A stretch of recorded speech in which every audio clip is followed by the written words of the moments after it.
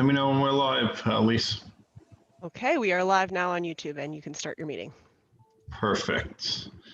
This is the work session for the zoning board for the Village of Port Jefferson. Today is June 17th. So did everyone get a copy of Allison's memo tonight for tonight's meeting? The world's briefest memo. Yes. We like brief. Brief is good. I do my best. We like brief. Very good. Language works as well. Allison, can you give everyone a brief synopsis of what's going on here tonight? Sure. So this evening we have a request for 18 variances for the signage at Mather Hospital. The project is part of an effort to update signage now that there's a partnership between Northwell Health and Mather Hospital, as well as updating the branding. I'm sure you can see from the multiple pages that much of the signage that's currently there is a little hodgepodge. They kind of went in one at a time and really didn't follow any particular aesthetic. And the hospital is looking to cure that problem. As you can see from my memo, when this first came in, which was well over a year ago, the application first came in, I believe, in February of last year. The tally for the number of variances was somewhere above 90. Once I hit 90, I stopped counting. So I figured that was sufficient to make it clear that we had a lot of work ahead of us. I have to commend Mather for stepping up to the plate and for their patience as we worked and whittled this down to get it as complying as we possibly could. We've managed to eliminate some signs from needing any relief whatsoever or even needing a building permit by reducing their size and their location. And so what you have before us is as close as we could get without eliminating signage outright. All of the signs that are going to be before you tonight are replacing signs that currently exist, except for 2 signs. And so that's all in your packet, and you can flip through so you can see the 2 locations where they're adding new signage. Many of the variances before you tonight relate to freestanding signs, which are interior to the property, and provide people accessing the property with direction as to where their entrances to the building actually are. So also to help with traffic moving around and making sure people are getting parking in the appropriate portion of the complex. The remainder of the signage relates to just the sheer numbers. This property is in a PO zone. It's a 38-acre lot. In the PO zone for signage, you are permitted to have 1 single freestanding sign and 1 single wall sign. As you'll see in my memo, that concept works excellent if you are a single doctor in a single office on a single lot. Perfectly adequate signage for people to know where you are and how to access your building. That paradigm works pretty well too if you have a larger complex with multiple tenants, because each tenancy, each occupancy is allowed to have 1 freestanding and 1 wall sign. This is 1 occupant of a 38-acre lot, and the paradigm that's put forth in the sign code doesn't quite, and that's an understatement, allow for the kind of signage they need for such a complex use. So that is why the Mather Hospital, Northwell Health are before you guys today. They're looking to upgrade what they have. They're trying to make it all cohesive. So that way you know you're now approaching and entering Mather Hospital, Northwell Health, and there's no confusion as to how you access the building. There are a couple of signs that don't fall into those categories that you're going to see tonight that need relief because of their location on the building. Our code generally, completely prohibits signage above the first floor. You've seen a few of these in the past where you have a building where that doesn't work. The signage that this has, the signage proposed today that's being replaced that doesn't comply to this largely are the signs for when people have given an incredible and wonderful donation and partnership to the hospital, and the hospital wishes to thank them and recognize them by putting their name on the building or their foundation on the building.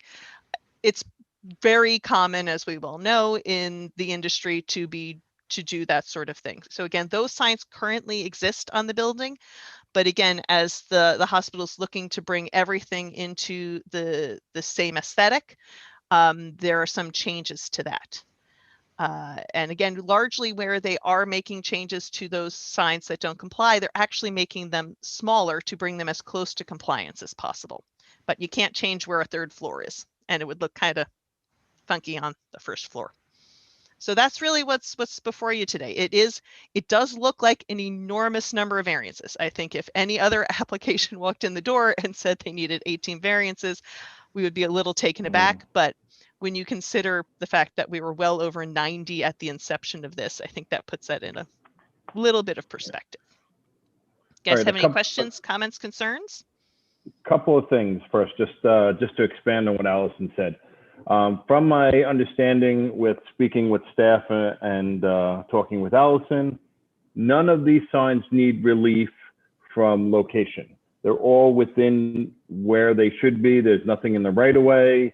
There's nothing that requires relief from being setbacks or anything like that. Similar, because this one is directly across the street from 60 North Country, where we had that issue with the sign, the location. None of these signs have to do, and Allison, correct me if I'm wrong with anything I'm saying, that have to do with relief from setbacks, right-of-ways. They are size, but you'll when you look through the package, if you haven't already, you'll see that. But the other thing is too, just a thought to keep in your headboard, and which is not a bad thing at all.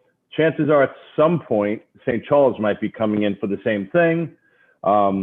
So what we do will be probably similar to St. Charles.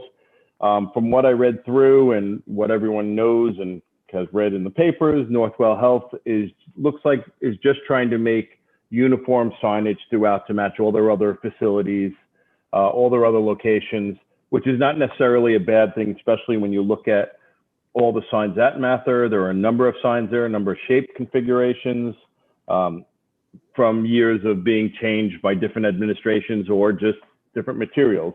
I also understand they want to go with a PVC or an acrylic material, which is one of the variances. Correct me, Allison, if I'm wrong. That's correct. Yeah. So that's something we have to keep in mind. That's normally something we don't approve on other smaller locations, similar to what Allison said, but in this location, it definitely would be warranted. Just to remember one thing too, and Allison sent it to me today, this site is 38 acres. So it's nothing like anything else in the village. There is nothing in the code that exempts hospitals. That's why we're going through all this. So when we make, when you make these decisions, we should keep that all in mind. Oh, I think there was just one last note on there for when you're talking about hospital exemptions. I think that is also in my memo. The code does not permit backlit signs. The only instance, we know that because people come to us for those pretty often. The only exemption to that is emergency signage. The village feels it's quite important that those should be very, very obvious when someone's approaching a hospital facility, that they know exactly where they should go. So the signs along the entrances that have the emergency signage, though those are acrylic, which is not a permitted use, and those though those are backlit, they fall under the exemption for hospital emergency signage. The ones that are then interior to the site that are made out of the same material that don't have any emergency language on it, those do not meet the exemption.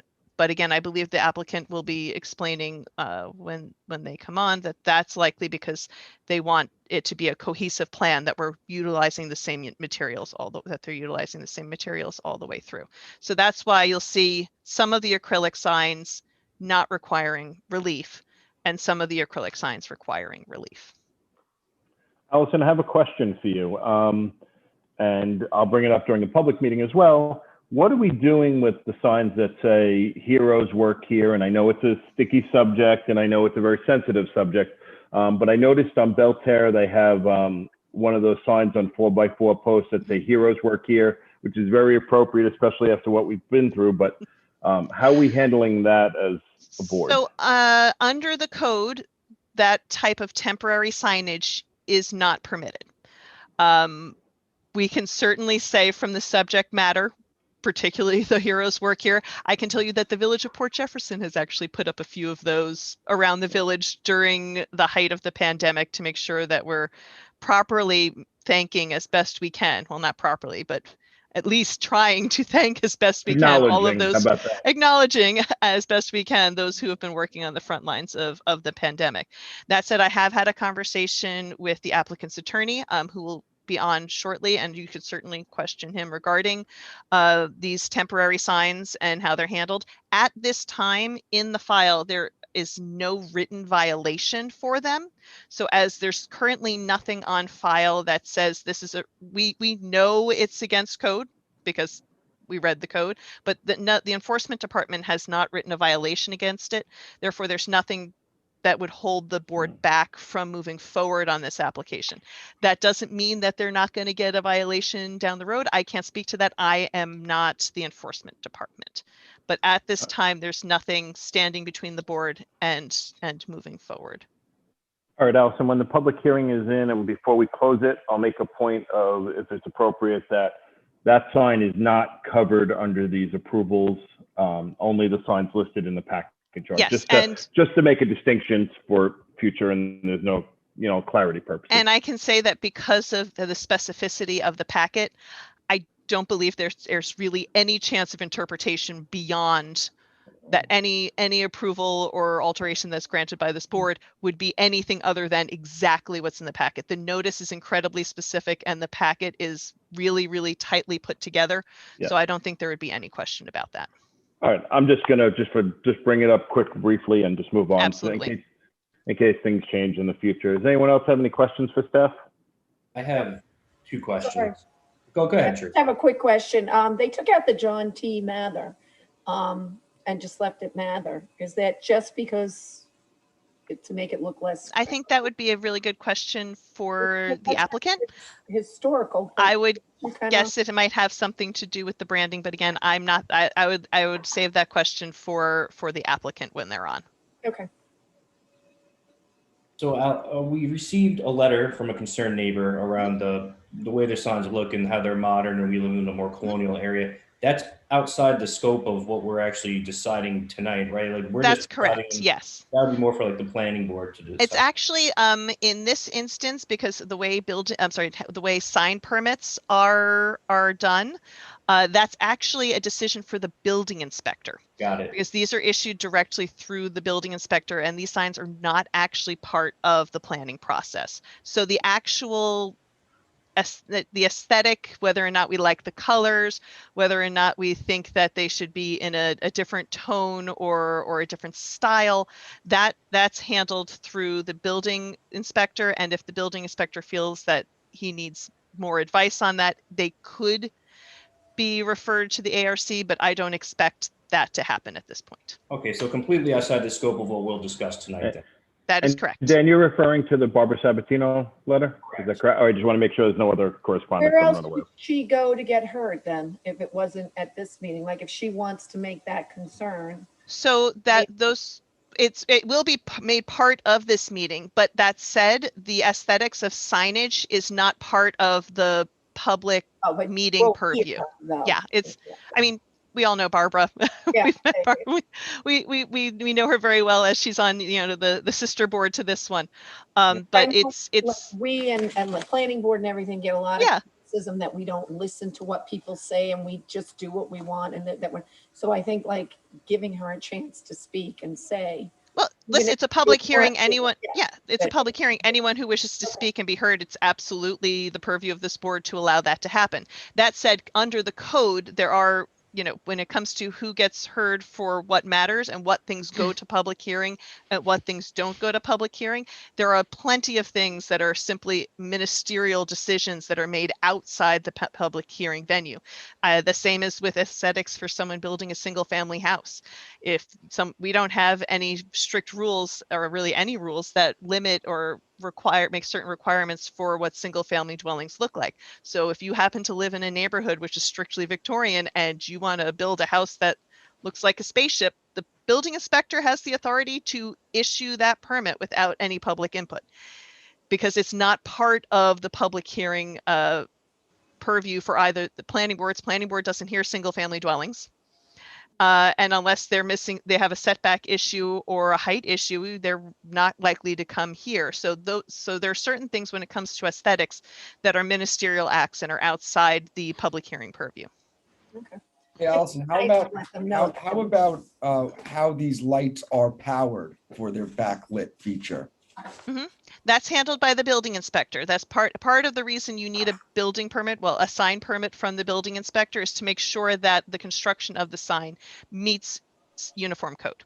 So that'll be all handled on the permit end of things by the building inspector. If they wanted to put a solar panel to power this or some type of, As there's already electric to those locations, I would find that unlikely.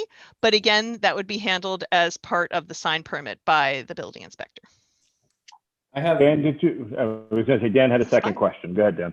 yeah, do you know if there's any thoughts around modifying the code itself to accommodate things like this in the future so hospitals wouldn't need to seek a variance, considering that St. Charles might go through the same thing again?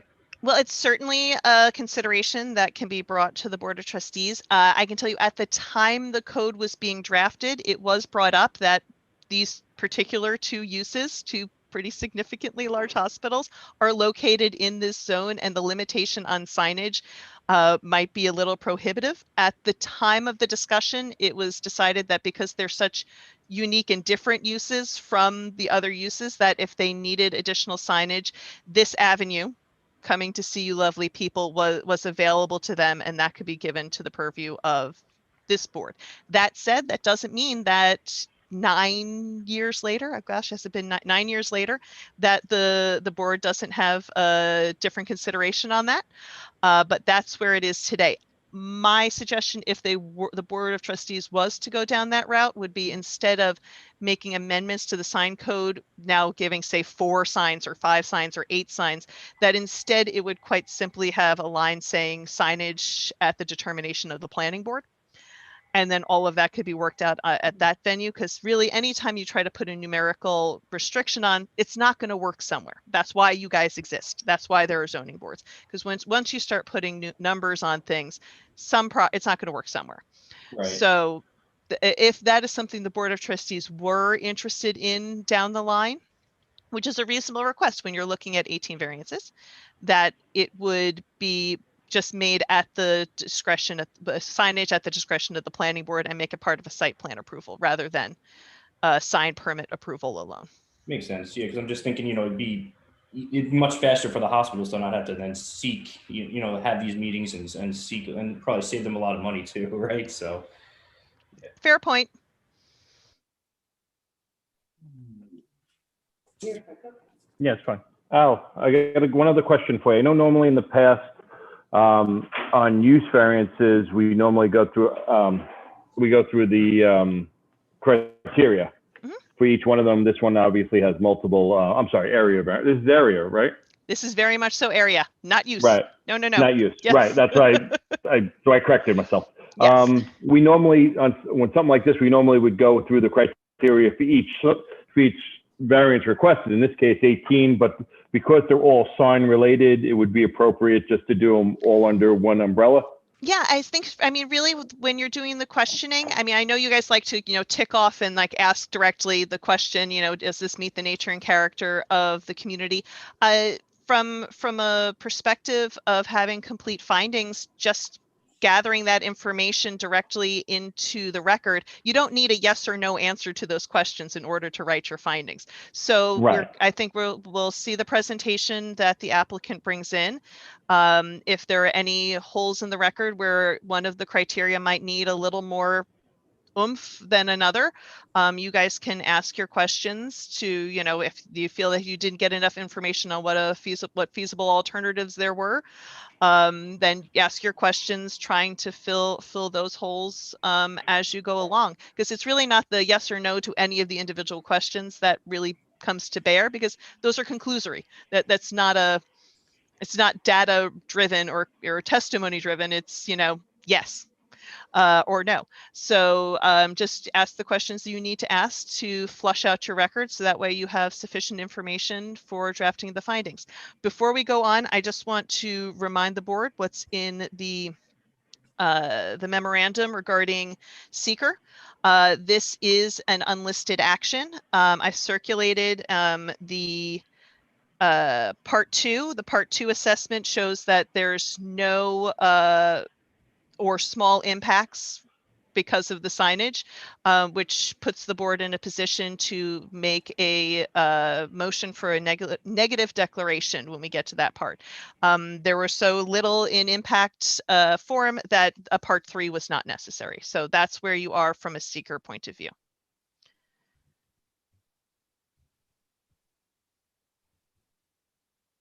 And may I say, it's been super fun to staff you guys on this one. I don't get to do it often. Well, it was nice to have you. Does anyone else have any questions for Steph? Cindy, you got meeting minutes that you need approved? I do. May 20th minutes, and everybody was present. So Mark, Tracy, and Dan can vote. Anybody have any questions or comments on the meeting minutes? No. Seeing and hearing none, I'll make a motion that we approve the meeting minutes from May 20th. Do I have a second? Second. All in favor? Aye. Opposed? There you go, Cindy, you're all covered. Okay. Mark, Barbara had emailed me, Barbara Sabatino, and asked that you read her comment into the record, but she will be raising her hand, but she would prefer that you read it as she wrote it first, and then she'll raise her hand to speak. Sure, I have it up already on my computer. I'll read Okay. it into the record. Al, should I make the secret motion at the end of the hearing? Yes, please. I'd say that the seeker should be handled where you usually handle it, which is after the close of the hearing and after deliberations, but prior to decision. Does anyone know if Andrew is joining us tonight? No, he's absent. Okay, He could so make it's it just if the the four meeting of was us. next week. He couldn't make it for Yeah. the meeting this week. Okay, that's fine. All right. Any other questions or comments? And I'm seeing that the attorney for the applicant, Anthony Guardino, is in the waiting room and ready. And I believe we have 1 minute till blast off.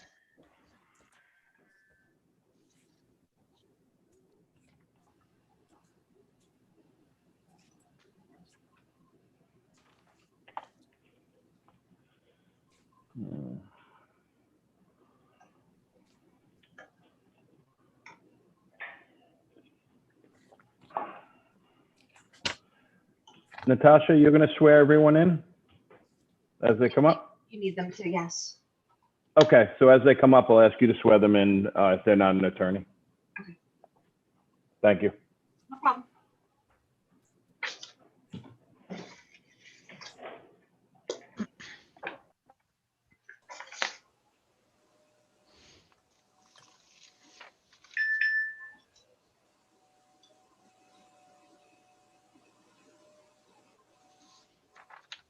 We're at 6:30, right? All right. We're at 6:30, everyone. So I'm going to open the hearing. It is the welcome everyone. This is the June 17th Zoning Board of Appeals meeting for the Village of Port Jefferson. We have one item on the agenda this evening, and I'll be reading the public hearing into the record. Okay, this is for 75 North Country Road. This is the J.T. Mather Hospital, appeal number 566-21, section 17, block 3, lot 3.2. Zoning is the PO district, professional office. Property owner is John T. Mather Memorial Hospital, Port Jefferson, New York, Incorporated. Applicant is Glenn B. Tilkin, care of Northwell Hospital. Contact is Anthony S. Guardino, Esquire, care of Farrell Fitz PC. Description, proposed signs / awnings as per plans dated April 6, 2021, job number 69757. The first is applicant requests permission to install a total of 17 freestanding signs on the subject property where section 250-30G Subsection 3, Part A provides that establishments located within the PO district may only install one freestanding sign. 2, applicant requests permission to install a freestanding sign. That's sign number E4 on the plans provided to the board, which is proposed to measure 58.19 square feet in size each side, where section 250-31F, subsection 1, part B, subsection 3 limits the size of the freestanding sign to 20 square feet in size.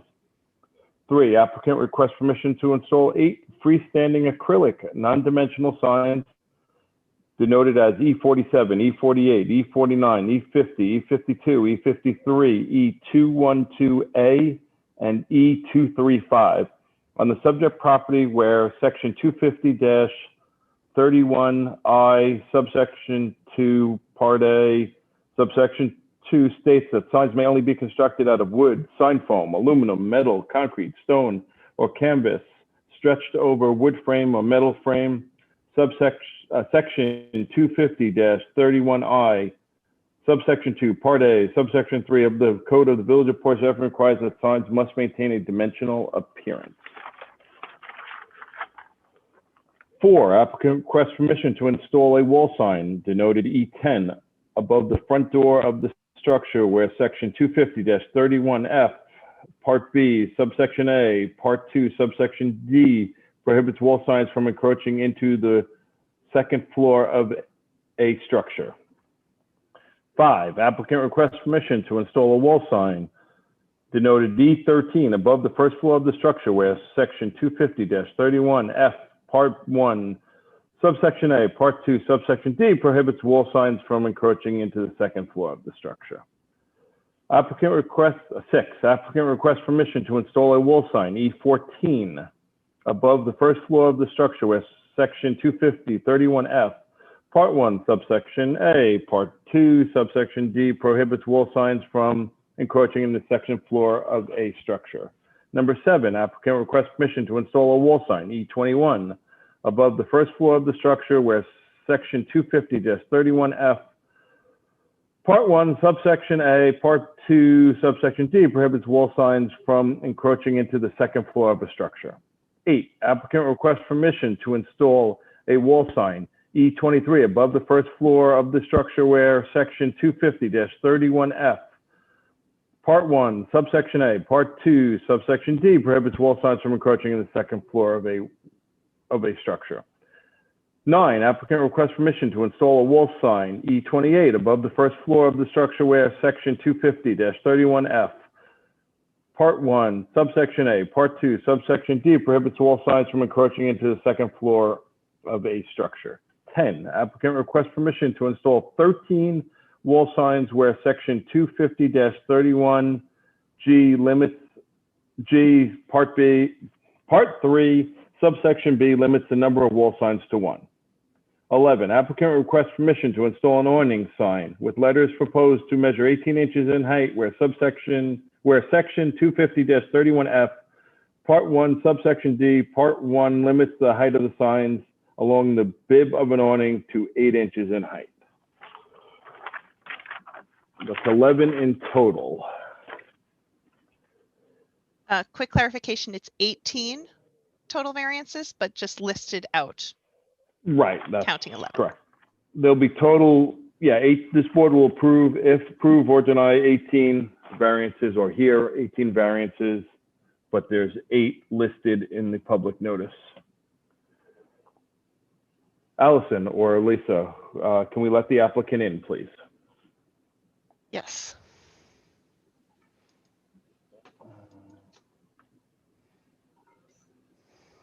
Anthony Guardino is joining us as a panelist.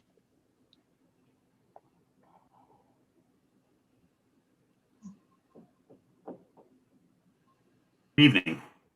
Good evening, Mr. Guardino. How are you this evening? I'm fine, thank you. How's everyone doing tonight?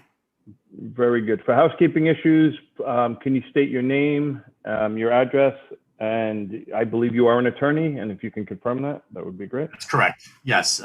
Name is Anthony Guardino. I'm a partner with the law firm of Farrell Fritz, Hauppauge, New York. And yes, I am an attorney. Okay, and you are representing the applicant this evening. Representing the applicant, Northwell at Mather Hospital. Okay. So, Mr. Gor- yeah, so if I may, and I just want to thank you for reading that notice, because it will help organize this application for me, because it's, with 18 variances, I was trying to figure out how I was going to organize my presentation, and I think I'm just going to follow along the legal notice, because I think that might be easiest. So, I am representing Mather Hospital in connection with its request to upgrade its building identification and wayfinding signage. I also have on the call, I believe, Jeffrey Pennant from American Sign Crafters. He's the sign contractor. Glenn Tilkin from Northwell, and Wayne Schatz, who's the Vice President of Administration for Mather Hospital. So if there are any questions, they're available to answer them. So just by way of some very brief background, I'm not going to take a lot of your time. You all know. Mr. Guardino, one moment. I'm sorry. Can you just hold on one moment? I'm sorry. Do we want to? Are they waiting to come into the meeting? Do we want to let them into the meeting, Yeah, or maybe are we they can just? let them in. I'm sorry. Yes, if you could, if they're waiting. Yes, I'd be happy to promote them to Yeah, panelists. sorry. So we have Great. Jeffrey Pennant, you said? Jeffrey Pennant, Glenn Okay. Tilkin, and Wayne Schatz. Okay. I'm sorry, I thought they were on the screen and they just were outside of my viewing area. Okay. Right. Mr. Okay. Guardino, when they come up, I'm just going to have them sworn in. I assume none of them are attorneys, so I'm just going to swear them in case they do give testimony this evening. Sure. Great. Hey, Wayne. Hi, Anthony. How you doing? So, Jeffrey and gonna wait Glenn, till if you guys can just jump on here when you connect, so that the chairman can swear you in. Great. Hey, Glenn. I see Mr. Tilkin. Hello. Good evening. Good evening. Just waiting on. Jeffrey.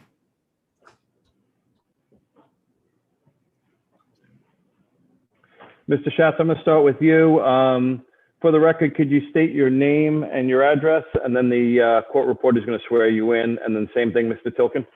My name is Wayne Schatz, Vice President of John T. Mather Memorial Hospital. Corporate address is 75 North Country Road, Port Jefferson, New York. Natasha? Right hand.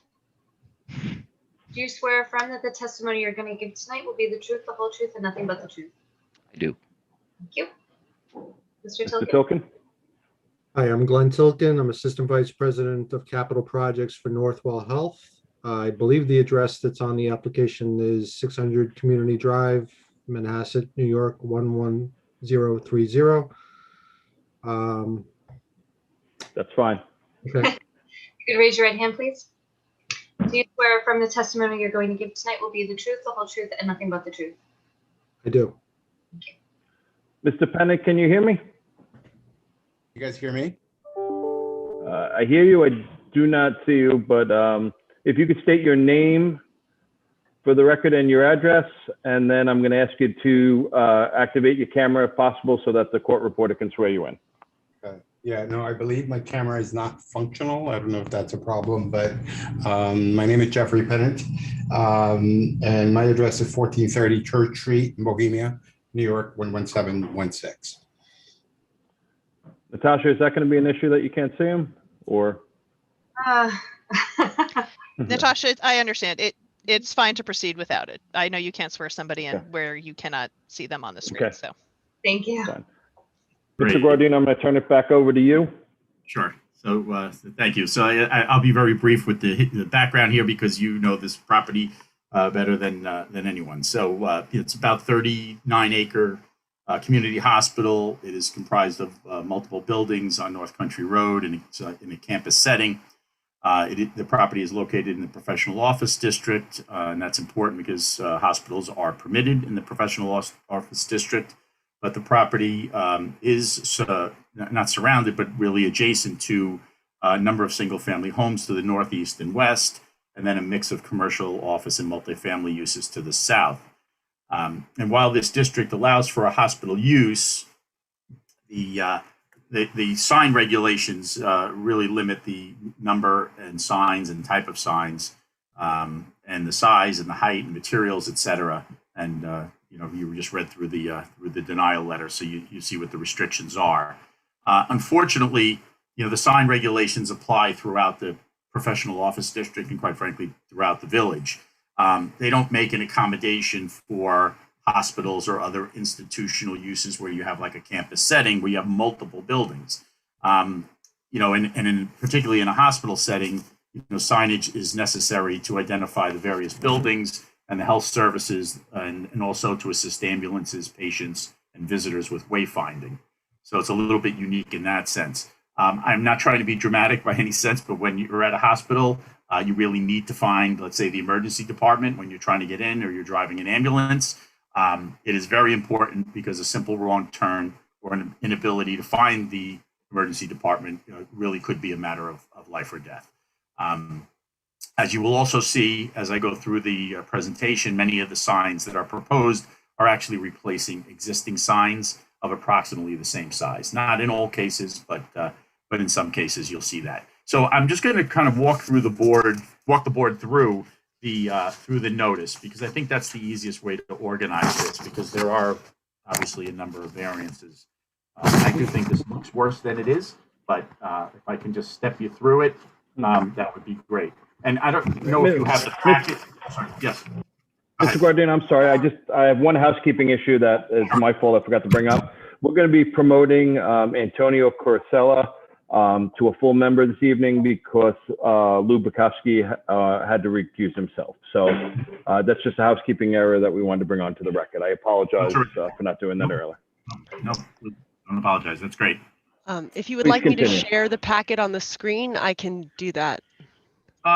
Please do, Lisa. It's not necessary unless everyone else needs it. If you don't have it in front of you, then I guess we should share it on the screen.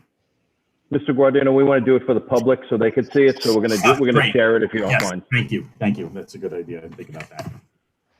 So the first request in item number 1, the applicant, the hospital, is seeking permission to install a total of 17 freestanding signs, where the code only allows 1 in the PO district, right? So there are 17 individual signs, and those signs, if you look through the packet, and again, I know this can be a little bit cumbersome, but those signs are actually E1, which is on page 5 of the packet, E2 on page 6, E3 on page 7. I'm sorry, not E3 is on page 8. E4 is on page 10. E41 is on page 12. So you can see E42 is on here. Apologize.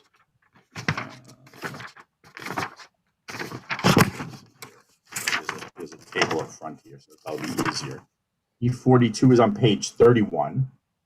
E45 is on page 34. 46 is on page 35. E47 is on page 36. E48 is on page 37. E49 is on page 38. E50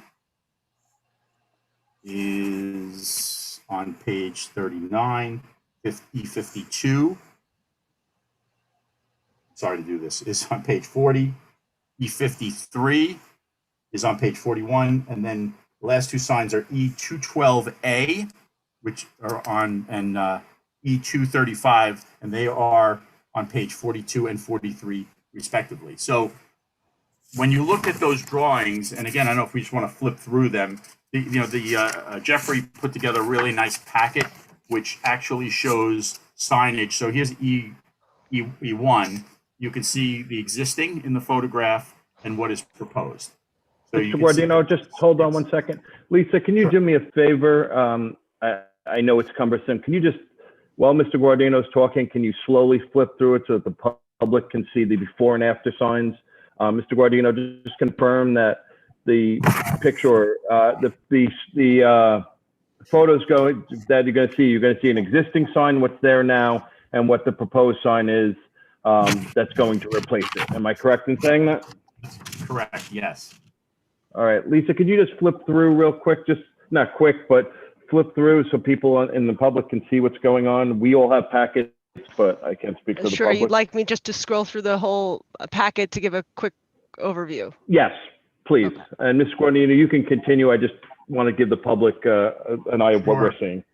Sure. So, basically with respect to those 17 signs, you can see that most of them are just replacing existing signs. They're just upgrading. Obviously there's a rebranding here. Northwell is now affiliated with Mather Hospital. So it's, the signs are new.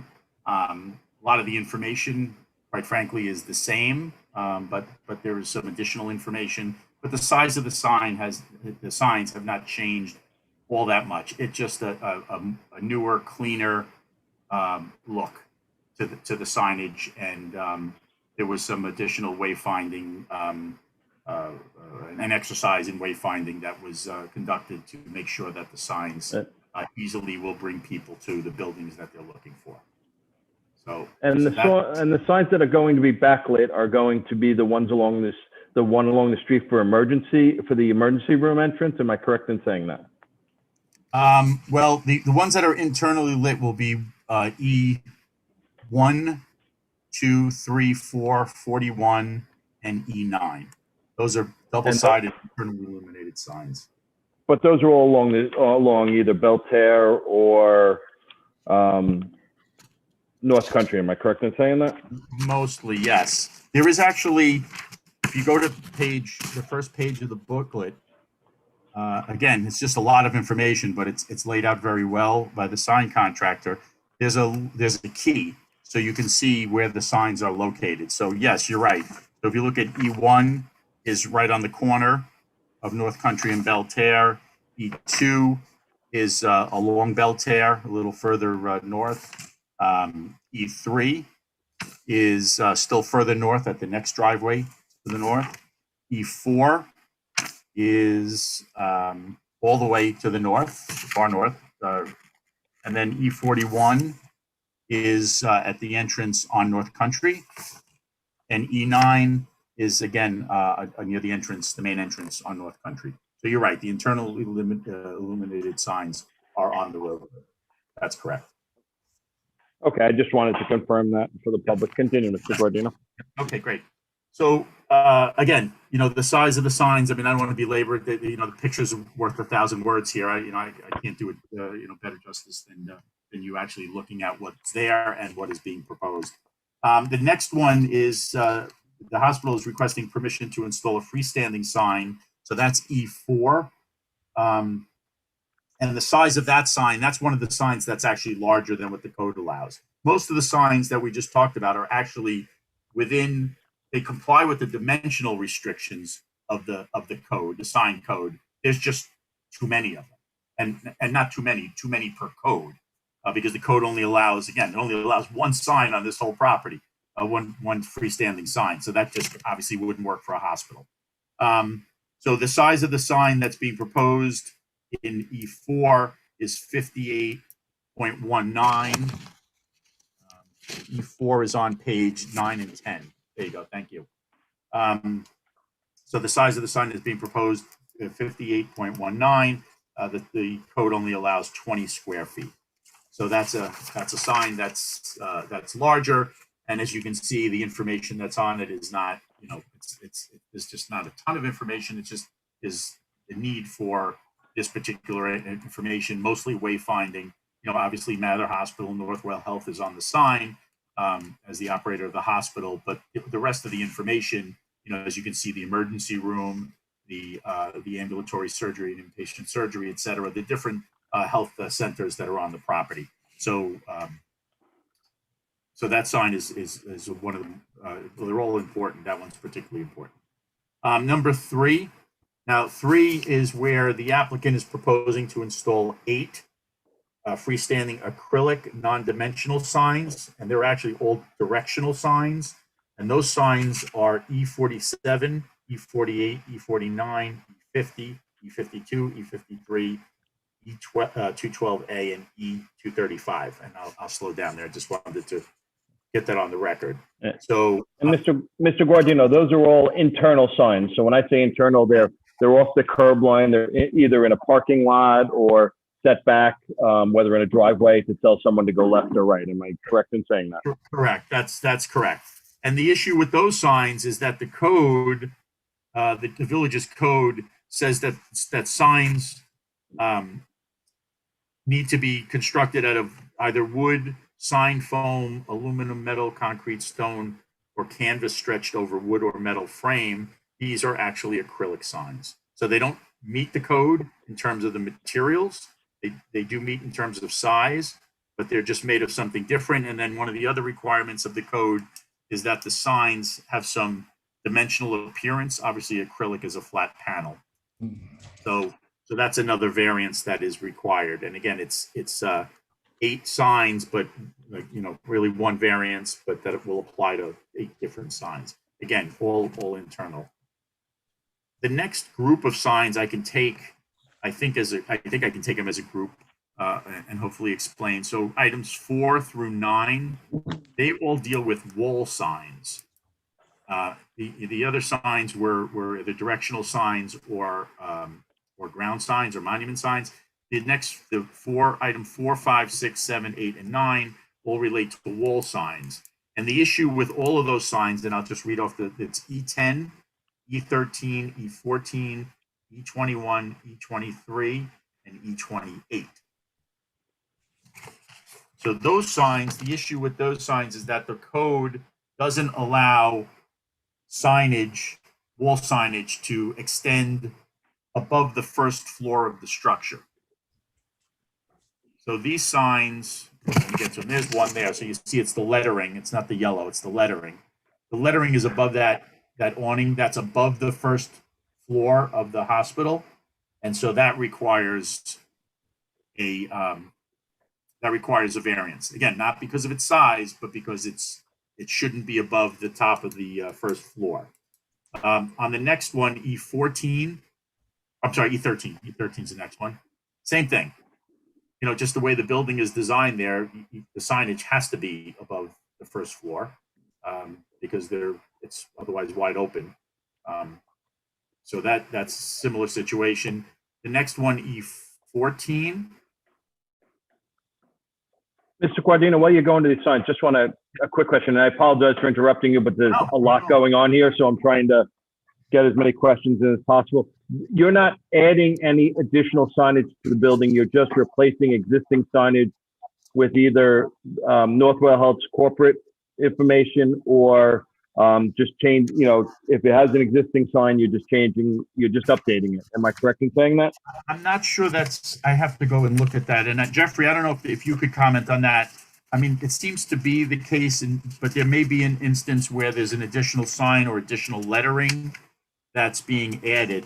I'm just flipping through here. My point is that there is signage at that location now. It may change, but you're not putting, if there wasn't a sign there, you're not adding it. It would, wherever you're doing this, there was something there. Am I correct in saying that? Yeah, well, with respect to the signs that we're talking about here that are above the first floor, that seems to be correct. It's correct. Yeah. But I'm looking at E25. E25 is the Cody Ambulatory and Inpatient Surgical Pavilion. That one, that's not above, but it's a sign that didn't exist before. So I don't want to misrepresent that there are no new signs, but the ones that we're talking about now as the wall signs, they're all existing. And they're wall sign. I'm only referring to wall signs. Yes, thank you. Thank you, sir. Yes, thank you. The next one is E21. Same deal. Let's till you get there. Yep, same thing here. See that one goes above. That's 22. 21, please. There you go. Thank you. So again, above the second story, needs a variance. E23 is the next one. Same thing. There you go. Just again, the sign band is up on the second story. That's really no other place to put the sign. Can't put the sign. Mr. Guardino, anything on the building is not getting illuminated. Am I correct in saying that? On the building only, I'm talking about. believe so. Let me see here. So that's E23. And that's what it says in your packet. I just want you to confirm it. Yes, that's correct. That is correct. Okay. Non-illuminated. Yeah, the wall signs are all non-illuminated. Okay. The last wall sign is E28.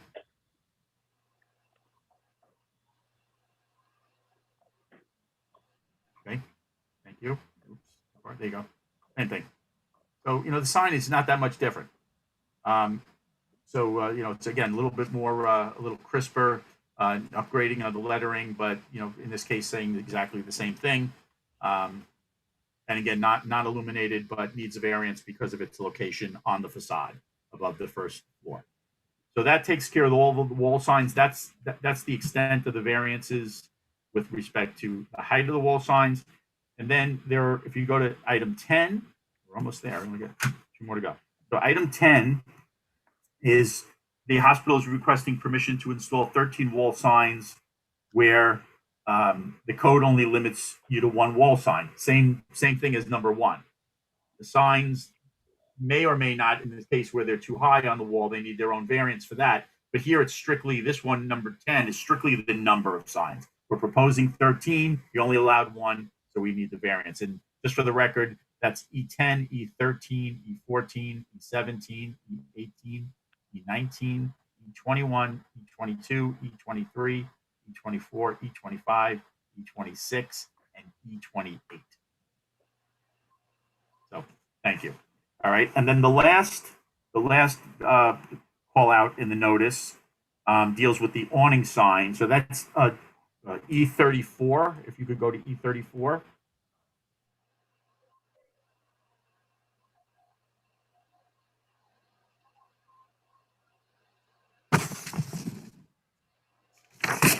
Lisa, it's the last one in the packet.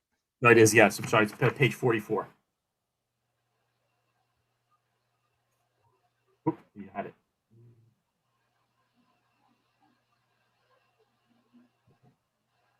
Yeah, there you go. Oh yeah, the numbers changed. I apologize. It's 39 now. It's still the last one in the packet. So this one here, it's an awning sign. It's lettering for the main entrance, identifying the main entrance. There is already lettering there. That was all capital letters. Now it's going to be uppercase, lowercase. The issue with this sign is that the code limits the height of the lettering on an awning to only 8 inches, which is really pretty small. So for an awning over the main entrance to a hospital, we don't believe that would be sufficient. So what they're proposing here is 18 inches, which again is probably very similar to what, looking at this photograph, what's already there. So that's the extent of the specifics of the signs.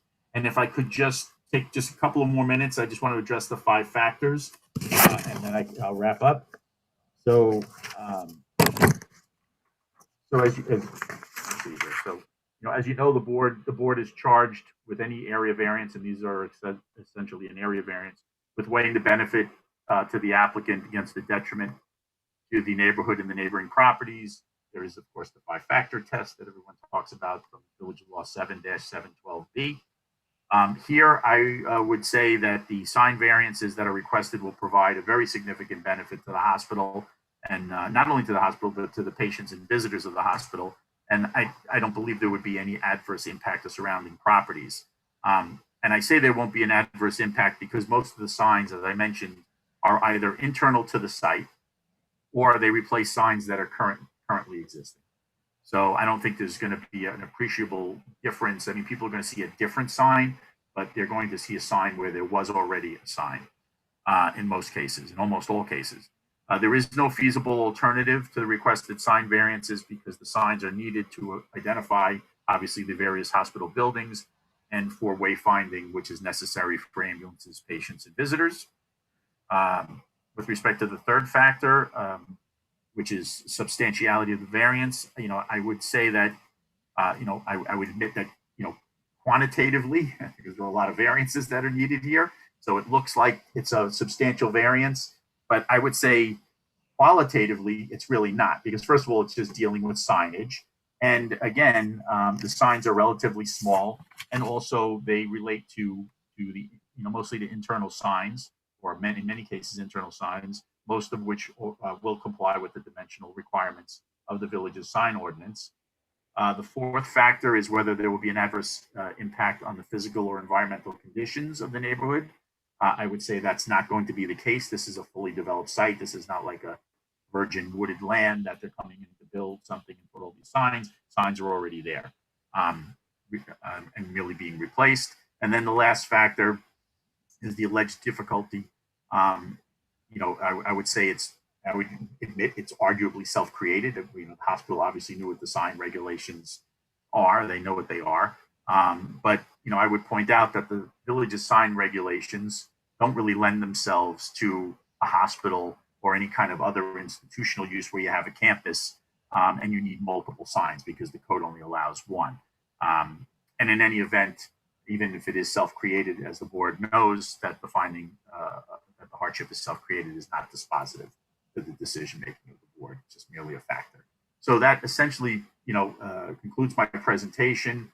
I don't know if the board has any questions. I'm happy to answer them. I know, like I said, Wayne and Glenn and Jeffrey are on the line. They can also answer questions.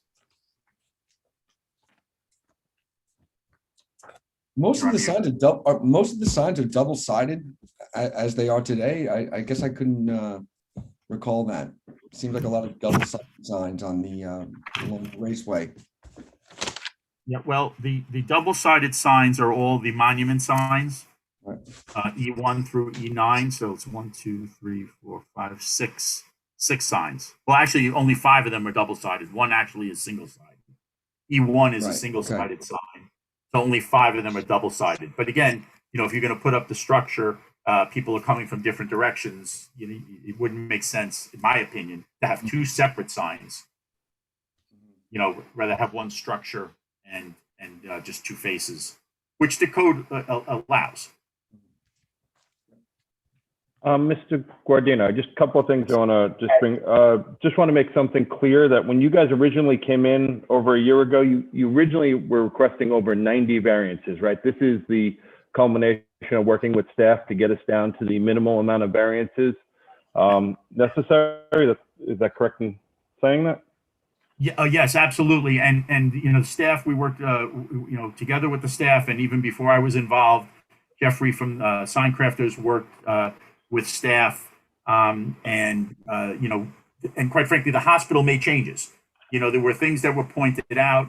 We looked at the code very closely to see where we could maybe avoid a variance, or maybe if there was a favorable interpretation. But that didn't work in all cases. In some cases, it was just you need to change your sign. So we did. When I say we, the hospital agreed to make the changes to minimize. And I know there's still a lot of variances, but there were a lot more when we started. Just a couple of questions for you, Mr. Quinn, that I have, and then I'm open up to the board. The first question is, or statement, these variances do not cover. You have a couple of signs on your property, and again, I'm not against them or have any issue with them. Some of them say, heroes work here. They're on 4x4s. Those are not covered under this sign variance, and you're aware of that. And you guys, correct. Okay. Yes. The other question I have for you is just for the record, what's wrong with the lettering that's on the building now? Like some of them, like the ones with the Fry or the Cody Center. Looks like you're replacing the wording almost exactly. What's wrong with the lettering that's up there? Are you're refreshing it? You're looking to do more to fall in line with the corporate Northwell Health? What's the purpose in that? Yeah, I'm going to defer to the Northwell and Mather people, and perhaps even Jeffrey. Again, I got involved after they had already proposed the changes, so I don't know what the genesis of the changes are. So if Wayne or Glenn or Jeffrey, if you want to take that question. I mean, I could just say from a Northwell perspective, we've invested a lot in standardizing our branding over the years. Most recently, I think it was finished up maybe about 3 years ago or so. So what we tried to do is try to match the font types to the system's branding.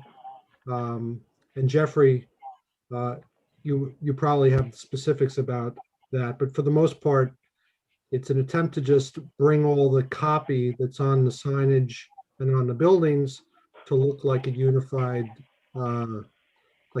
piece.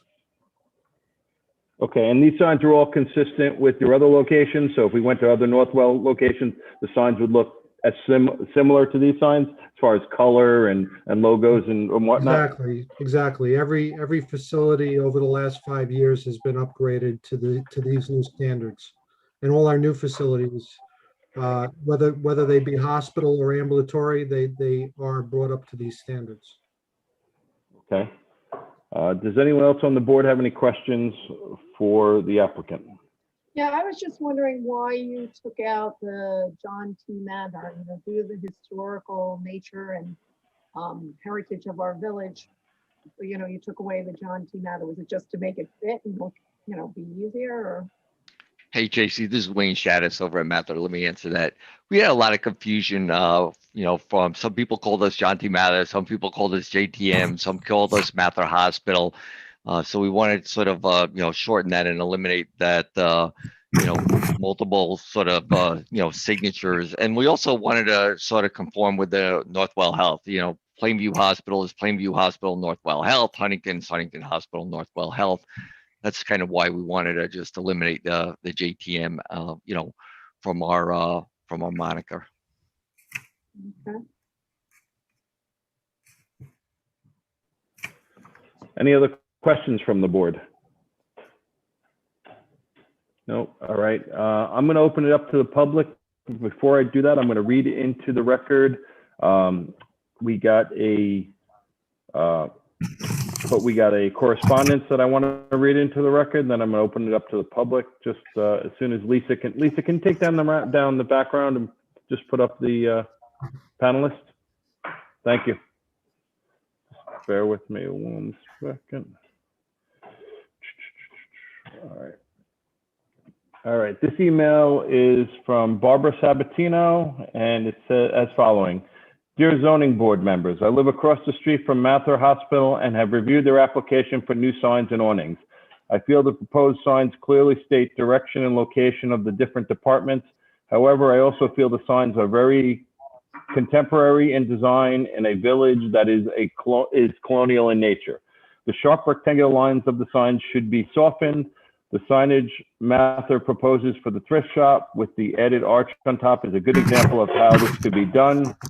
We neighbors will be looking at these signs for a very long time and feel the slight change will have a softer impact on the residents. Does the applicant have any comments or questions on that? Wayne, or you want to answer that? Or, I mean, Yeah, we want to maintain the branding from Northwell. We joined the Northwell Health System type of thing, and we want to sort of maintain that branding. Everybody has their personal preference on looks of signage, etc. I don't live in Port Jefferson, but I come by all the time. I live in Mill Place. I think the new signage is crisp, sharp, and distinctive. So, but we're different from we all definitely have our different desires, likes, styles. Okay, fine. Is there anyone in the public that would like to be heard? Yes, I have two people in the waiting room and both have their hands raised. One is Barbara, so I'm going to promote her to panelist to follow up. Okay.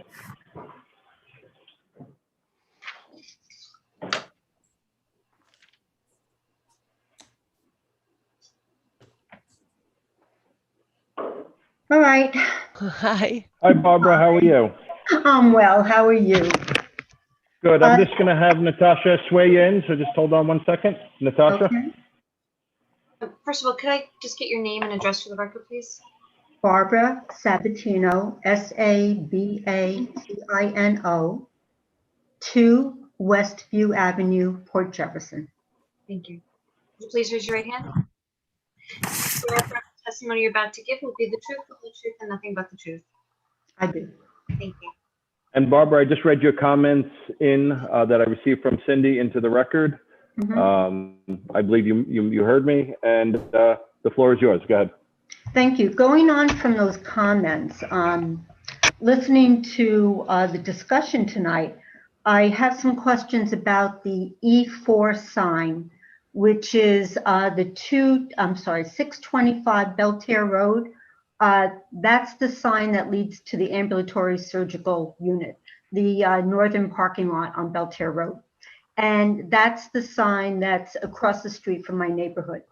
So I heard that this sign is actually going to be larger than what's there. And it's going to be lit internally. And I'd like to know if this sign is going to be dark sky compliant. Really quick before the applicant answers, Allison, is it part of the code to be dark sky compliant? Or the village does not have a dark skies requirement that's codified. The town of Brookhaven does, but we have not incorporated that into village code. Okay. I'm going to open it up to the applicant to, do you have any comments or questions on that? Jeffrey, you wanted to take that? I mean, these are LED signs, correct? These are energy efficient. I don't know how bright they are, but I'm hoping you could answer that question. Correct. They're not extremely bright. I mean, they're bright enough so that you can read them, so you can make out the wording, which is the important part. So you're not going to get a glaring or a beam or anything like that driving down the street. So basically, what you're going to see lit is the lettering itself, not the background, not the structure, but just the lettering themselves. So you'll be able to, at night, you'll be able to, read, direction as to where you're going. So it's not anything that's going to be disturbing or distracting or anything like that. And you don't think that the lighting will make it across the street? Because there are houses across the street and we've experienced things like that in the past. No, these are, perpendicular to the street. So there's nothing that's going to shine, directly across the street. It's more for vehicular traffic than anything else. Yeah, or pedestrians, let's say. Yeah. And the wording on that sign actually has emergency with an arrow pointing down that parking lot. And currently, there's no way to get to the emergency room by taking a right-hand turn into 625. So I know that Mather has an application to move the emergency room. So I'd like to know when you are planning to put up the signage. And right now, as it stands, you can't get to the emergency room at that entrance. I believe the way that I'm reading the arrow is an arrow up. So I guess it's leading you up the street rather than into that entrance. So so does that, and you're right, there is something, I believe there is plans about the emergency room changing. But for the purposes of this sign, it is heading up. So forward, not into the parking lot. Okay, Barbara, we're talking about drawing E04, is that correct? That's correct. Lisa, bring that up on the page. That's page 10. And Mr. Chairman, if I may, as the staff who worked with the Mather Northwell team to put together this now much truncated variance relief request, part of the reasoning the sign is appearing as is shown here is in part in anticipation for the proposal that'll be going before the planning board, though still in some of the earlier stages moving forward. This location, it is our understanding, will be the new main entrance to get to the emergency department. And in anticipation of being able to move down that road once that gets through the planning process, this signage was proposed. It does have the straight ahead arrow on one side. When you look at the other side, it does show the right turn in. The right turn in is my understanding was not going to be put up immediately, but the straight ahead arrow was. This sign is actually currently lit from below, from the older monument sign that's there presently. But so this one is proposed as internally lit. And though the right turn in is a little early in the process because we don't actually have access to the emergency from that direction, it was being shown as thus because that will be what the final sign is once that expansion and reconfiguration is approved by the planning board down the road. Thank you, Allison. And can the applicant confirm that that's the case, that the right arrow turning in is not going to be initially installed, but may be installed later? Can you confirm that? Wayne. Yeah, this is Wayne Shaddis. I can confirm that. Thank you, Wayne. Agreed. Barbara, you may continue. I'm sorry. Okay, and then in the conversation, this particular sign is bigger than what's currently there. Can you give me some kind of an idea of how much larger? Is it, what we see that's up on the screen under existing, but all the wording is incorporated in where we see brickwork now? Is that a good parameter? Barbara, I get the impression looking at it that the brickwork will no longer be there. If you look on the drawing, that gives you total square footage that they're looking for.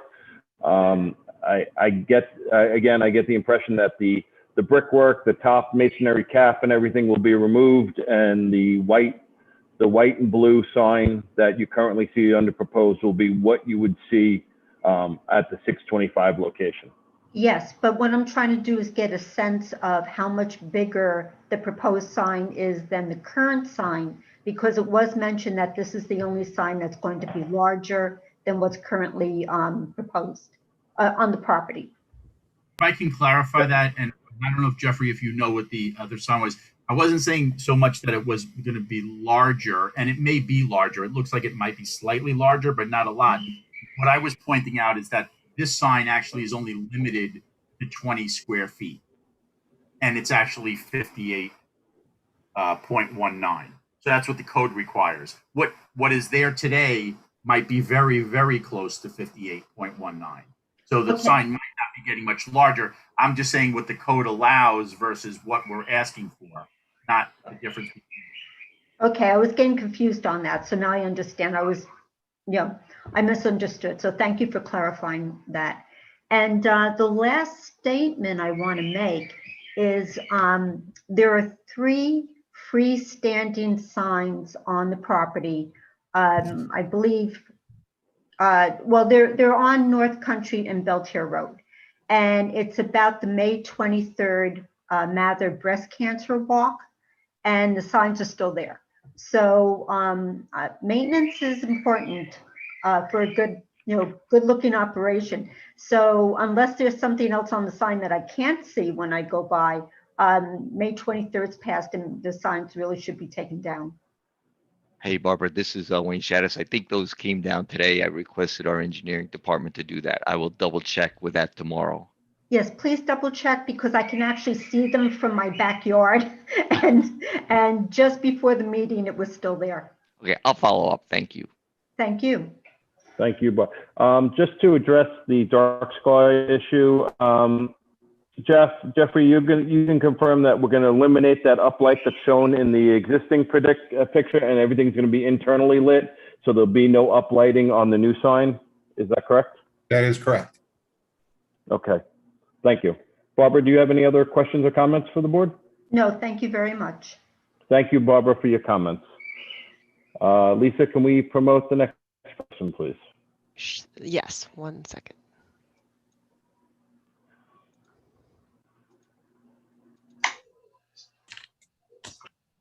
Okay.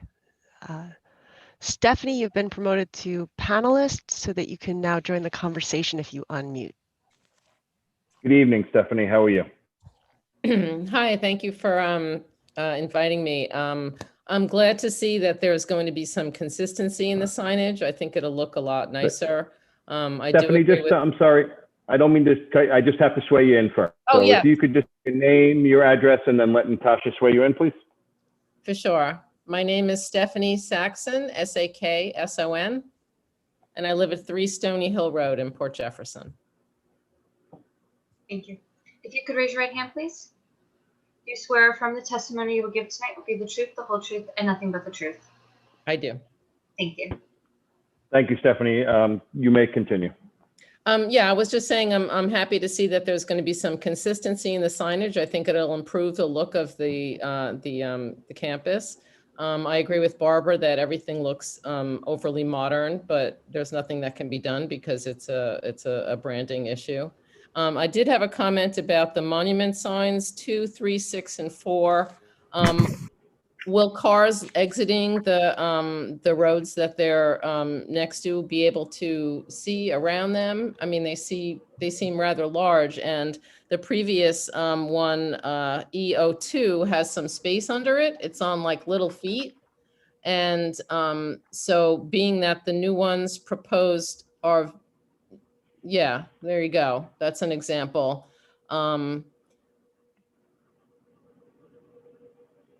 Yeah, I'm thinking about EO2 in particular. Yeah.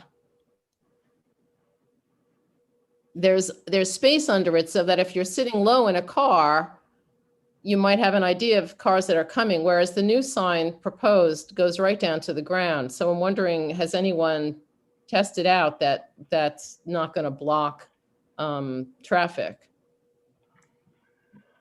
I'll either open it up to applicant or staff. I don't know if we had any comments from, I believe that's a county road, but don't quote me on North Country. Were there any questions or comments regarding obstructions? Although I believe the signs looking at them are behind the curb line, so they should be 6 to 8 feet back, but I'll open it up to either the applicant or staff.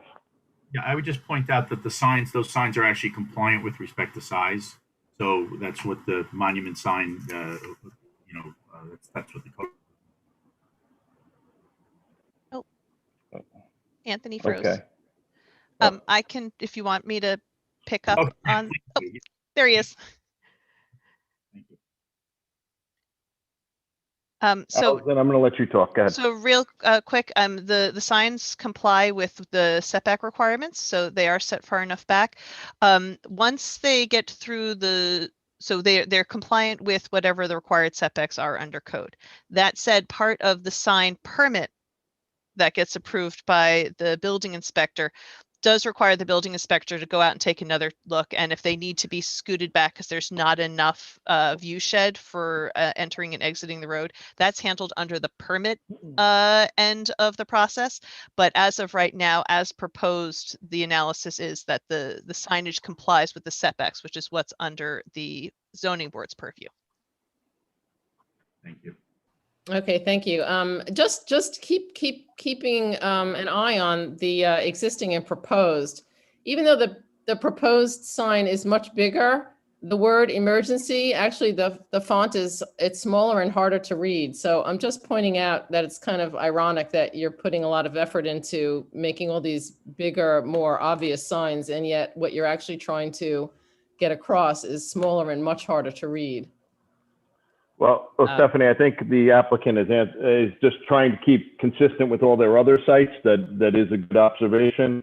But in this case, as Mr. Tilkin mentioned earlier, I think this is just a matter of just being more consistent. It is a little ironic that the emergency got smaller, but I think the accenting it with the red is the way they offset that. Yeah. Okay, well, thank you very much. Thank you, Stephanie, for your questions and comments. Lisa, is there anyone else in the audience that would like to be heard?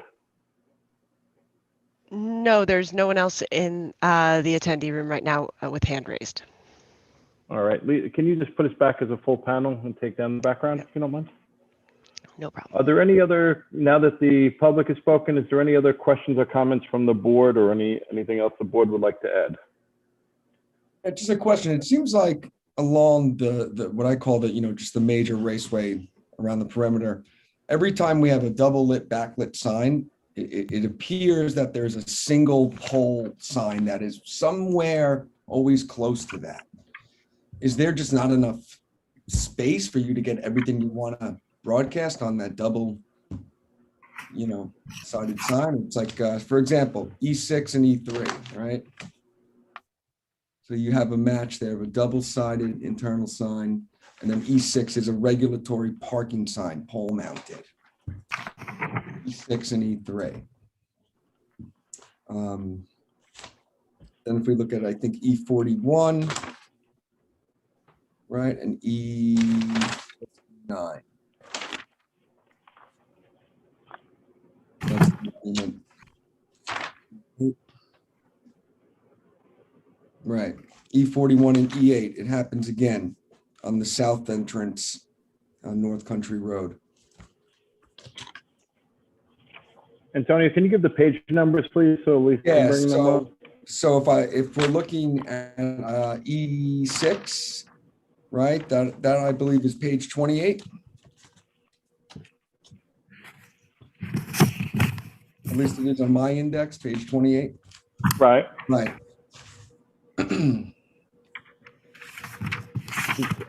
I'm sorry, Antonio, what is your comment? I don't So you got necessarily understand it. You have a pole sign like this, and then somewhere usually in the vicinity of that, you'll also have a double-sided backlit sign. There's a lot of stuff. I mean, a lot of signs. There's a lot of places you can go when you read those signs, right? Well, when you're a 38-acre campus, as they are, I'm sure there's a billion. Unfortunately, I'm sure some of us, or fortunately, have been there, and there's a lot going on at that site. So, right. So again, at E6 and E3, if you just look at that, on E3, you're going to have, let's see what an example looks like on E3, page 7 and 8. Okay, emergency, breast health center, pain management center. What's an example of E6? E6 is on page 28. And I guess it'd be telling you main entrance, parking, things like that. Are you kind of keeping those? Couldn't that all kind of go on that one double-sided backlit sign? From understanding. I think these are internal signs, Antonio. These are signs that are inside the property, off the street. So when you pull into the campus to direct you where you go, I'm not sure what. Go to the map, Lisa. It's the site plan map. I guess it'll be page 2 of the whole packet. Right. Okay. E6 and E3. Yep. You've got a double-sided illuminated sign at E3, and then right across from it, you have a pole sign. Am I reading this correct? I'm just trying to get a look at what E6 looks like. Right. I just can't find that one in my packet for some reason. E6 is page 28. Yep. I'm sorry. No, I apologize. No, yes, it is. Is it on yours? Let's see. 20... Yeah, mine is E42 on page 20. Yeah, I got E42. I'm sorry. Yeah. I have E42 on 28.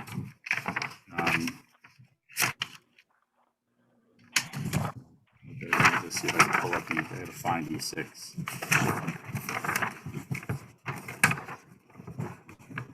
E6, according to that's on page 28.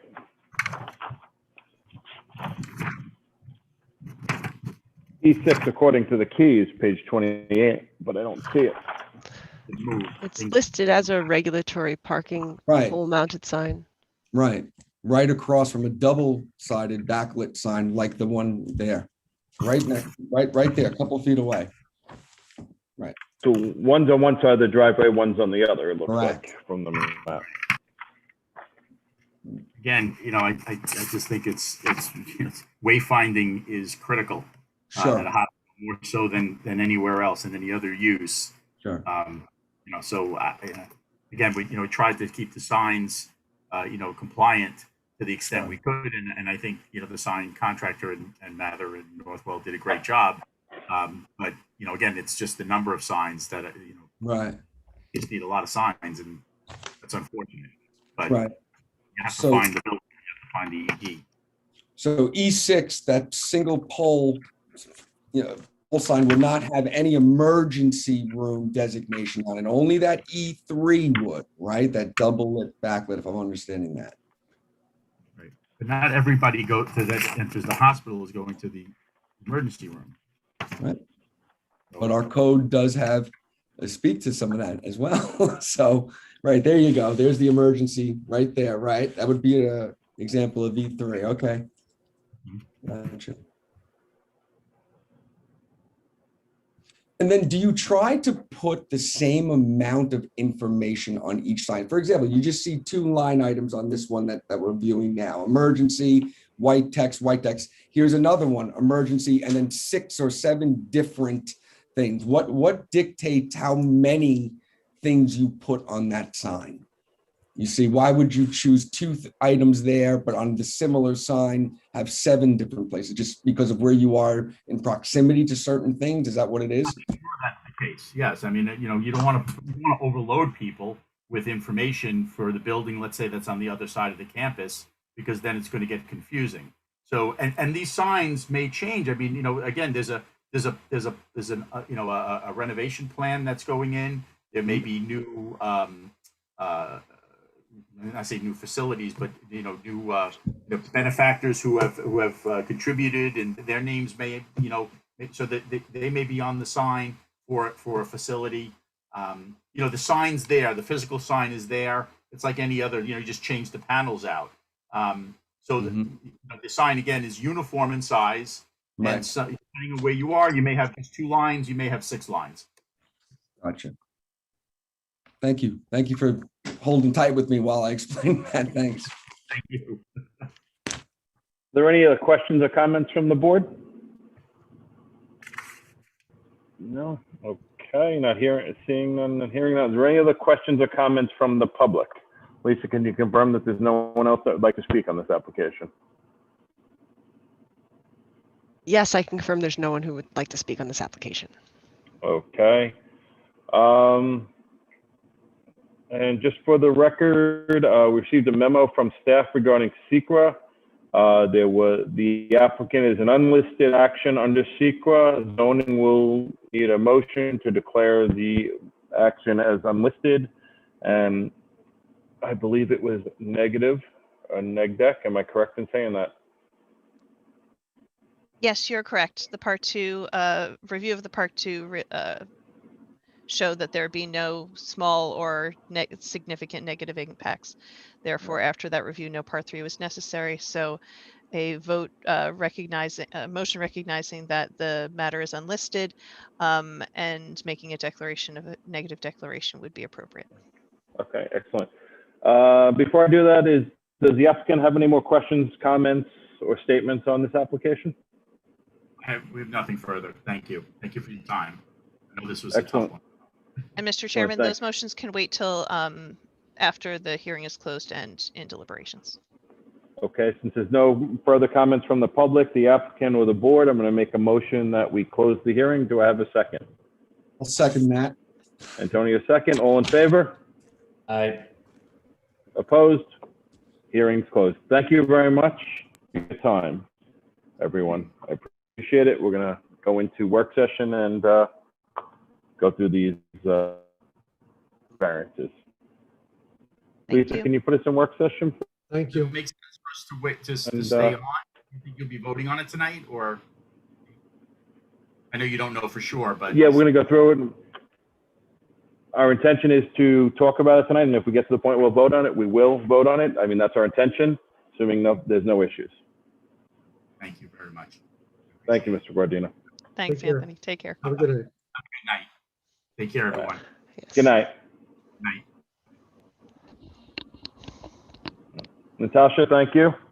Thank you so much. Wasn't sure if you still need me for your work session. Nope, we're good. All Thank right. you. Have a good night. Thank you so much. All right. Just for housekeeping purposes, I'm going to make a motion that under the SEQRA that this is an unlisted action and that it's a neg deck. Am I correct in saying that, Allison? Correct. You wouldn't mind doing them in 2 separate motions? That'd be my preference, but. First, I make a motion under the SEQRA that this is an unlisted action. Do I have a second? Second. All in Straight- favor? Okay. Opposed? No. All right, second motion, under SEQA, that there was a negative declaration determined from staff. Do I have a second on that motion? Second. Second. All in favor? Aye. Opposed? Motion carried. All right, so questions, comments? Anybody got any issues? Anything they want to discuss? I agree with Antonio that there's a lot of information on some of those signs. People are going to be stopping their car to read it. Like it's not, when you have 2 or 3 things, you're like, okay, and you do it. But when you have all of this and some of the arrows are straight, turning and so they're a little confusing. And you put emergency on every single one of them, and then you start to say, well, there is a way to an emergency. There is a way this way to an emergency. And now it's getting you into that, I was interested, what I was getting at with this, and I hope you got to see when you looked at the map, you have these double-sided, and then right there, right in the arm's length, there always seems to be a pole sign right there. That's a lot of info. Yeah, it's like a little overkill. It might be a little different because you got to remember all that signage is there right now. This is really just, this is an upgrade. So yeah, in a packet of 42 pages and looking at a map with numbers on it. True. Yeah, it might make your head explode a little. I have been looking at this file and these pages now since February last year. I got to know these signs very, very well. But again, you have to just consider that these are all replacing except for one wall sign, existing signage. It's a good point. That is a good point. And I will also say that having looked through the packet and at their other list of sign, they kind of had a breakdown list of all the different signage. Some of the ones you're pointing out I think they're just parking signs that weren't even on this application anymore. They might have been earlier iterations of it, like the one we were looking for on page 28, which wasn't there. Because now they've been reduced in size so much that they're just directional signs and don't require a variance. Yes, some of those little pole signs are very little skinny. Maybe the signage is about this big and they'll say something like, this is a smoke-free campus. That's so small that you don't need even a permit for them. So we reduced some of those in height, and so they were on the original application, but through working through the original 90 plus requests and getting it down to the 18, some of those I asked them to pull anything from the packet that wasn't actually your relief because this was so cumbersome. I didn't want to overwhelm the team any more than one had to, just to see the relief that was proposed. Gotcha.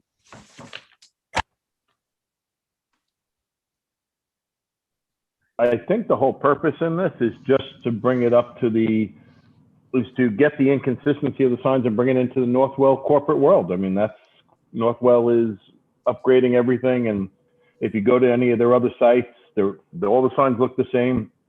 I do agree there's a lot going on the signs, but I don't think there's also a lot going on the campus, 38 acres. Pull in there anytime and try to find anything. There is a lot going on, but it's just the nature of the beast when you have a campus that big. But I think it's just a corporate, just part of the corporate, Northwell to make everything look the same as all their other sites. I don't think it's, I don't think it's horrible, and you heard Barbara's comments about maybe softening it up, but I don't think that's their plan, and I don't think the signs are bad either. I think the signs are nice. They'll be crisp when you go around. I think they'll stand out a little bit more. I don't know what anybody else's comments are on that, but. And again, aesthetics go to the building inspector. Right. But I'm just, saying in general, we're not adding a sign, any of the building signs. The only significant change I saw to any of the signs was what Tracy brought up, was going from John T to just Mather, but again, it's all just corporate. I don't think there was any slight intended or anything. I just think they're going corporate, and I don't think it's a significant change. We didn't talk about the materials. Were we supposed to do that? I think you did when I believe the applicant's attorney discussed them when he was talking about the internal signs and just continuing the branding all the way through. Oh, okay. Yeah, he did bring them up. The acrylic, I think, is just strictly because it just stands out. It's sharp. It'll pick up. It'll be a lot brighter. You look at some of the signs, they're all one color blue, where this is multiple colors. Everybody associates, or most people associate emergency with red, or red's a, you know, a significant color, but I don't see a problem with the acrylic. They're all exterior signs. So, and the acrylic, you know, as far as the dark sky compliant, you're getting rid of the uplighting. I think the lights you have now are probably a bigger violation than the new ones they're going to put in. So I think they'll be improving that.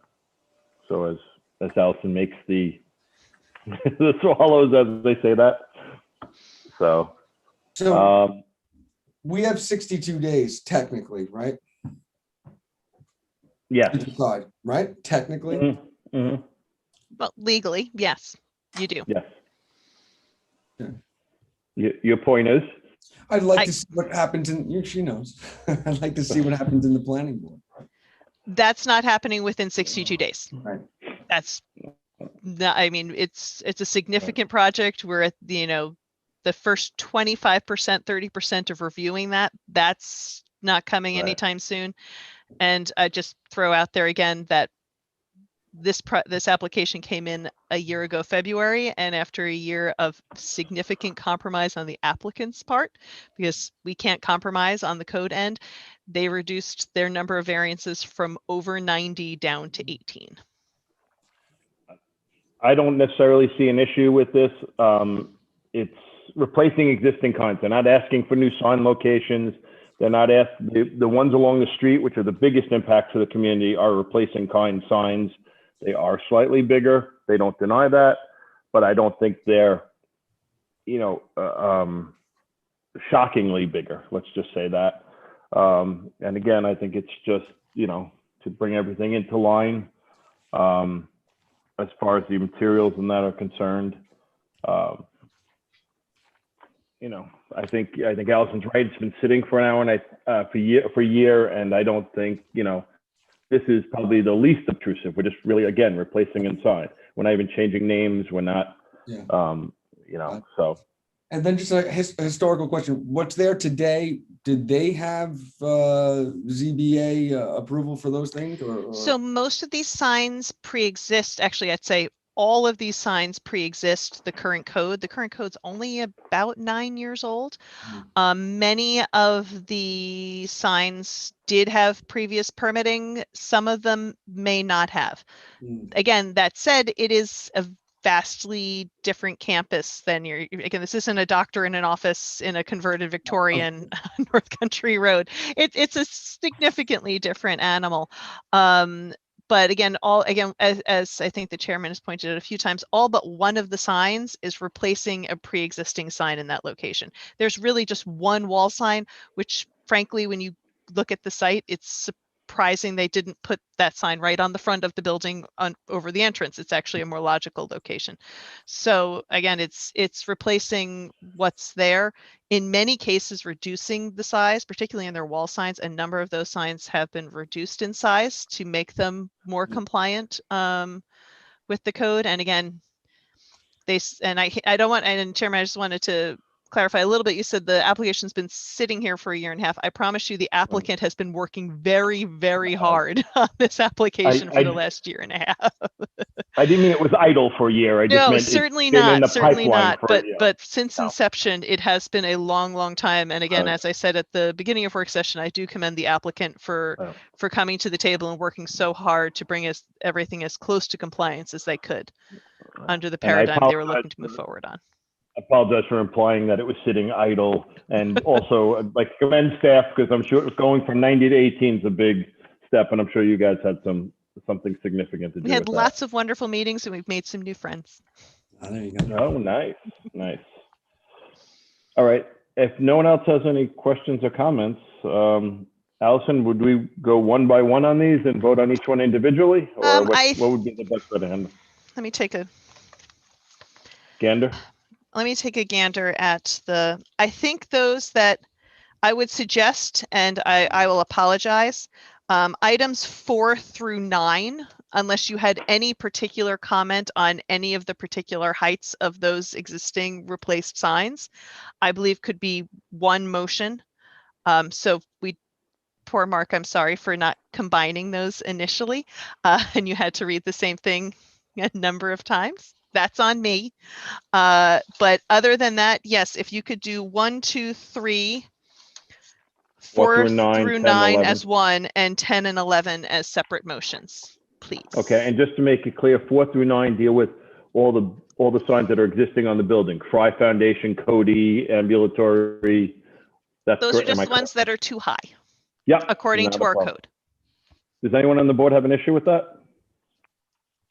Seeing none, hearing none, I'm gonna go one at a time. I'm gonna start with number 1. And by the way, Allison, thank you for whittling it down from 18 to 90, because if I had to read 90 of them, I'd have to quit right after. There's no quitting. You know my rules.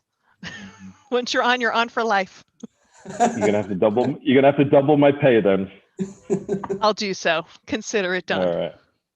All right. Number 1, applicant request. I make a motion to approve the applicant's request for permission to install a total of 17 freestanding signs on subject property where section 250-30G, part 3, subsection A provides that establishments located within the PO district may only install 1 freestanding sign. Do I have a second on that motion? I'll second. All right, all in favor? Aye. Aye. Aye. Opposed? Motion carried. Number 2, I make a motion to approve the applicant's request for permission to install a freestanding sign E04, which is proposed to measure 58.19 square feet in size each side, with section 250-30-31 F, part 1, subsection B, part 3, limits the size of the freestanding sign to 20 square feet in size. Do I have a second? I'll second it. Second. All in favor? Aye. Aye. Opposed? Motion carried. Number 3, I make a motion to approve applicant requests permission to install 8 freestanding acrylic non-dimensional signs. That's E47, E48, E49, E50, E52, E53, E212A, and E235 on the subject property where section 250-31I, part 2, subsection A, part 2 states that the signs may only be constructed of wood, sign, foam, aluminum, metal, concrete, stone, canvas stretched over wood or metal. Section 250-31I, part 2, subsection A, part 3 of the code of the Village of Port Jefferson requires that signs must maintain a dimensional appearance. This is the one dealing with the material of the sign. They want to go acrylic as opposed to the approved. I make a motion to approve that. Do I have a second? Question first. I'm sorry, Tracy. That wouldn't give precedence for other places to use. Again, because of the nature of the use that we have here, we have a 38-acre campus and a corporate hospital, and the maintaining the branding across from the permitted acrylic signs because of the backlighting to the internal signs, so they were all of consistent material. I'm pretty comfortable that in the findings, it can be drafted in such a way that it would differentiate from, again, someone opening an ice cream shop and saying, well, the hospital could keep acrylic. I don't believe those are apples to apples, and I believe that the findings could be strongly enough worded to cover that concern.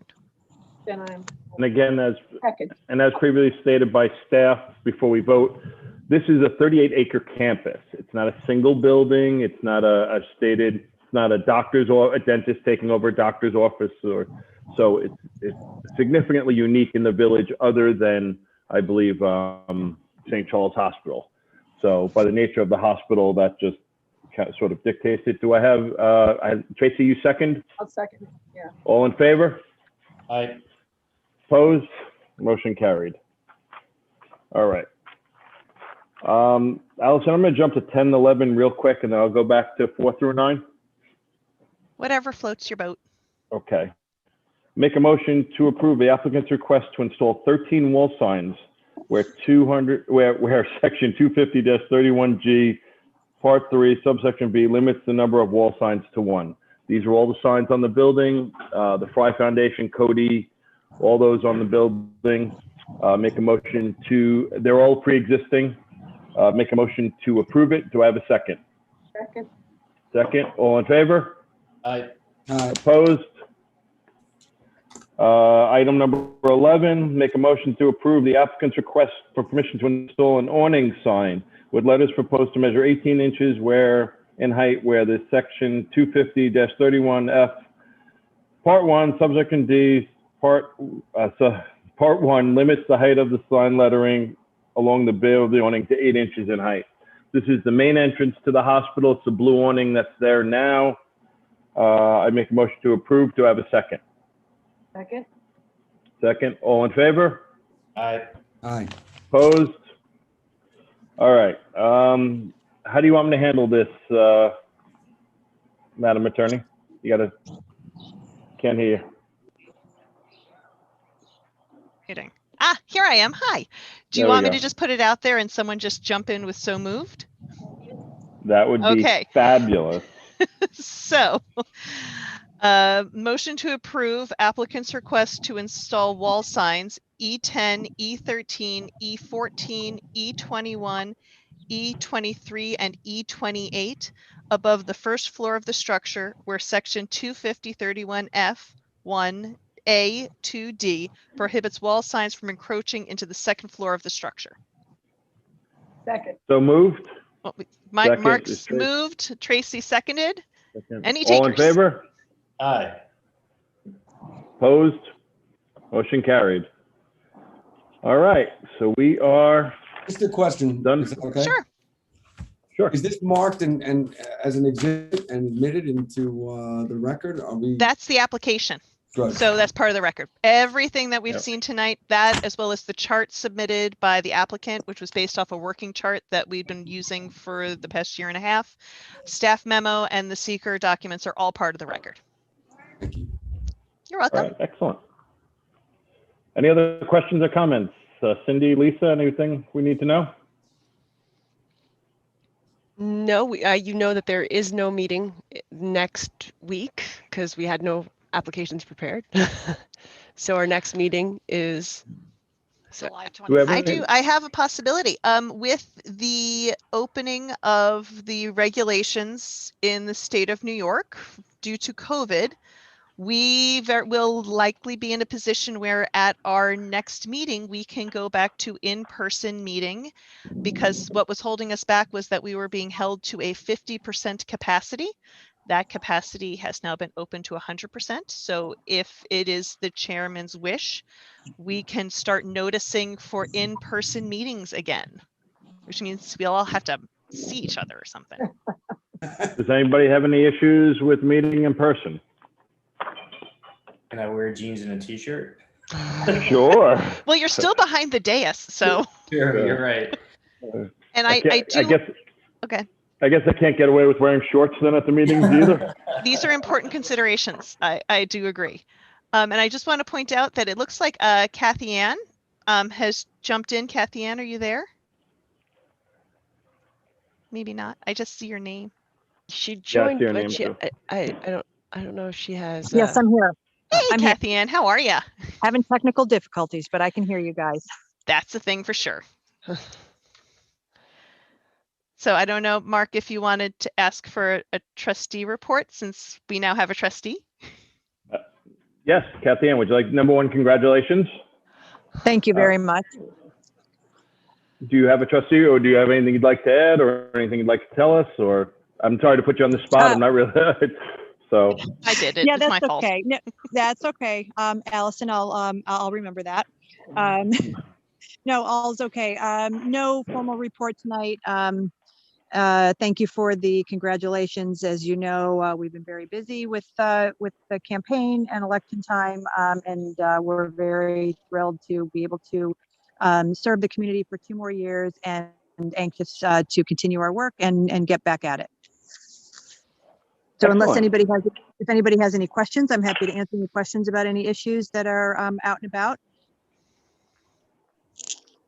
Anybody have any questions?